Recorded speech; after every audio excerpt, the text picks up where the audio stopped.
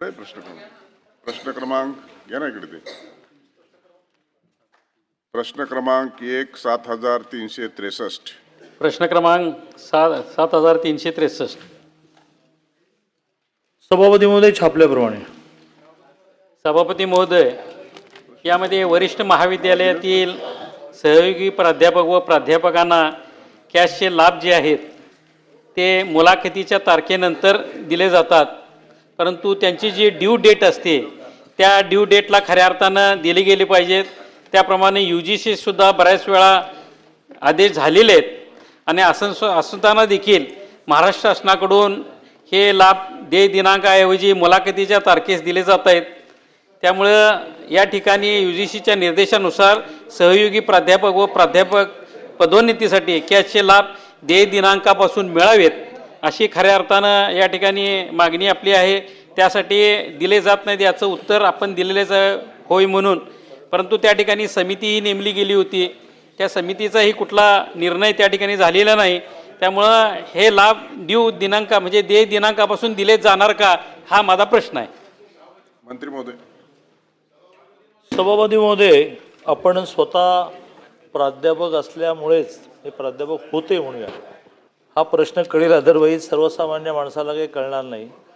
तर प्राध्यापकांना प्राध्यापक म्हणून प्रमोशन नसतं आणि त्यामुळे वेगवेगळ्या प्रकारची क्वालिफिकेशन्स पूर्ण झाल्यानंतर जे बेनिफिट्स दिले जातात कॅश, तर त्याचा 7व्या वेतन आयोगाच्या निर्णयानंतर UGCचा निर्णय सायमल्टेनियसली असा आला की तो आहे 18 जुलै 2018चा की यांना कॅशचे लाभ द्यावेत. आता त्याच्यामध्ये शासनाचं म्हणणं असं आहे, प्रामुख्याने अर्थ खात्याचं म्हणणं असं आहे की ज्या वेळेला यांचे त्यासाठी आवश्यक असणारे इंटरव्ह्यू होतात आणि इंटरव्ह्यूमधून निष्कर्ष निघतो की यांना कॅशचे लाभ द्यावेत, तिथून घ्या, एवढाच मुद्दा आहे. UGCचं म्हणणं असं आहे की ज्या दिवशी ते पात्र ठरतात त्या दिवसापासून लावा. तर अर्थ खात्याचं म्हणणं असं आहे की ज्या दिवशी त्यांचे इंटरव्ह्यू पूर्ण होतील आणि निर्णय झाला की लागू. हा डिफरन्स जवळजवळ 87 कोटी रुपयाचा असल्यामुळे युनिव्हर्सिटी ग्रँट कमिशनचा एखादा निर्णय झाला आणि तो शासनावर आर्थिक भार पडणारा असेल तर UGCचा निर्णय हा शासनाने केला पाहिजे असं नाही. आता ह्या म्हणजे थोडक्यात प्राध्यापकांवर अन्याय आहे, त्याच्या विरुद्ध ते कोर्टात गेलेत आणि ती केस चालू आहे. मधल्या काळामध्ये ह्या सगळ्यांच्या प्रेशरमुळे आंदोलनाच्या आपण एक कमिटी अपॉइंट केली, त्या कमिटीने सुद्धा त्यांच्यासारखाच निर्णय दिला आहे, पण ही कोर्टातली केस निकाली लागेपर्यंत आपल्याला काहीच करता येणार. विक्रम काळे.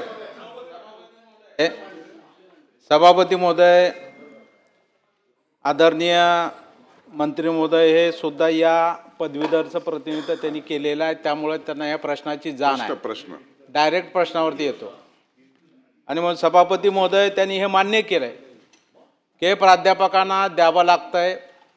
आम्ही का मागतो? आम्ही न्याय मागतोय की ज्या दिवशी मी पात्र झालेलो आहे त्या दिवसापासून मिळणं हे तर कायद्यानं नियमानं क्रमपात्र आहे दादा. मुलाखत विद्यापीठानं कधी घ्यायची हा त्यांचा विषय आहे सभापती महोदय. त्यामुळे ते कधी त्यांच्या सोयीनुसार 2 महिन्यांनी, 4 महिन्यांनी, 6 महिन्यांनी मुलाखत घेतात आणि त्यामुळे हे 6 महिन्यातलं जे नुकसान होतं आहे प्राध्यापकांचं ते होऊ नये यासाठी आदरणीय मंत्री महोदयांनी आमच्या पत्र विनंतीनुसार तब्बल 3-4 वेळा बैठका सुद्धा प्राध्यापक संघटनेसोबत घेतलेल्या सभापती महोदय आणि त्या बाबतीत त्यांनी सकारात्मकता दर्शवलेली आहे सभापती महोदय. जी आपली याच्यातली शिखर संस्था दिल्लीची UGC, त्या आयोगानं सुद्धा यांना त्यांच्या पात्र दिनांकापासून द्यावा असं पत्र सुद्धा सभापती महोदय राज्यातल्या सर्व देशातल्या सर्व राज्यांना पाठवलेला आहे. त्याच्यामुळं सभापती महोदय आर्थिक भाराचा विषयच येत नाही, कारण आम्ही पात्र झालेल्या दिनांकापासून मागतोय, मागे मागत नाही सभापती महोदय. त्यामुळे ही न्याय मागणी आहे. आम्ही कोर्टात का गेलोय? न्याय इकडून मिळाला नाही म्हणून कोर्टात गेले आमचे प्राध्यापक. त्यामुळे आम्ही ती केस मागे घेऊ. आपण निर्णय करा. निश्चितपणाने आम्ही मागे जायला तयार आहे सभापती महोदय. नियमानुसार कायद्यानुसार निर्णय व्हावा ही आमची एक ओळीची मागणी आहे आणि ती मंत्री महोदयांनी मान्य करावी अशी माझी विनंती या निमित्तानं सभापती महोदय सर्व प्राध्यापकांच्या वतीनं करतो. असं आहे की विक्रमजी काळे बहुधा 4थ्या टर्मला, 4थी त्यांची टर्म आहे, त्यामुळे त्यांना हे माहिती आहे की राज्य कसं चालतं. ज्यावेळेला अर्थ खातं नाही म्हणतो त्यावेळेला केवळ आणि केवळ मुख्यमंत्र्यांनाच अधिकार राहतो की त्याच्यावर ओव्हरूल करण्याचा. तर त्यांनी मुख्यमंत्र्यांकडे एक बैठक मागावी आणि मुख्यमंत्री ज्यावेळेला निर्णय देतील की 87 कोटीचा मामला आहे देऊन टाका, त्या 87 कोटीचा मामला आहे देऊन टाका हे म्हणण्याचा अधिकार फक्त त्यांना आहे. ते म्हटल्या मग ही केस यांनी विड्रॉ करायला लागेल. पण तो निर्णय माननीय मुख्यमंत्र्यांनी देण्याच्या आधी त्यांना मी समजा असं आवाहन केलं की केस विड्रॉ करा, हे विड्रॉ करून बसतील आणि सध्याच्या राज्याच्या आर्थिक स्थितीमध्ये समजा हे मुख्यमंत्री लेवललाही मान्य नाही झालं तर मोठी पंचायत होईल. थोडं थांबा, अधिवेशन काळातच मुख्यमंत्र्यांबरोबर बैठक मागा.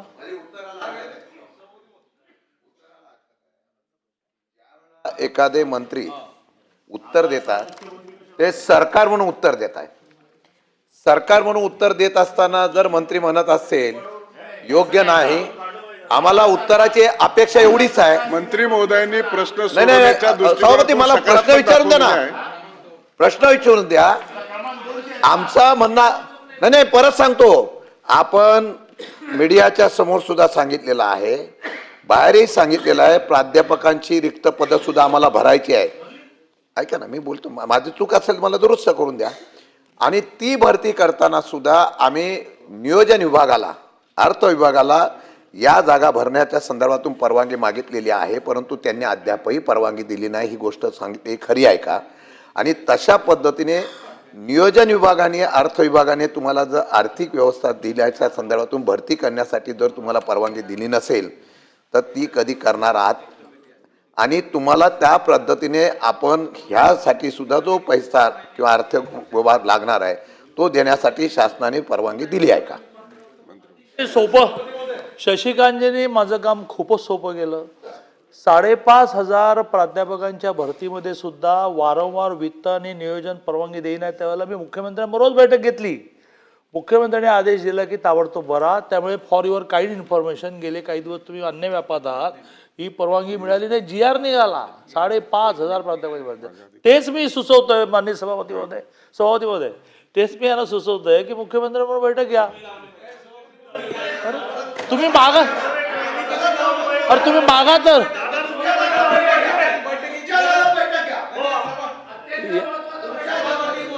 मागा ना. अरे बाबा, पण ते बोलायला उठतील ना.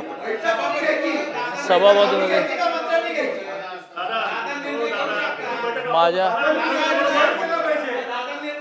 नाही आपण जरा बसा, मंत्री महोदय बोलतायत, आपण बसा.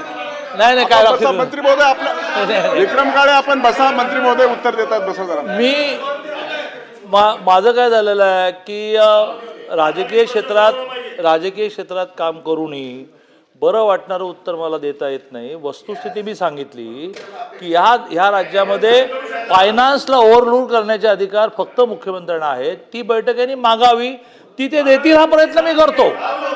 मागा तर मागा. अच्छाच पद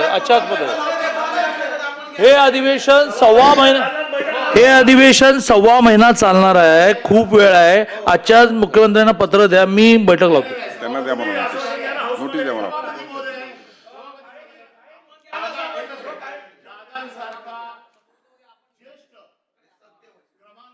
मंत्री ज्या वेळेला या सभागृहात हतबलता दाखवतोय, हातबलता नाहीये, ही हतबलताच आहे. ते काय म्हणतात की माझ्या हातात नाहीये, मंत्री म्हणून उत्तर देत आहेत, सरकार म्हणून उत्तर देत आहेत.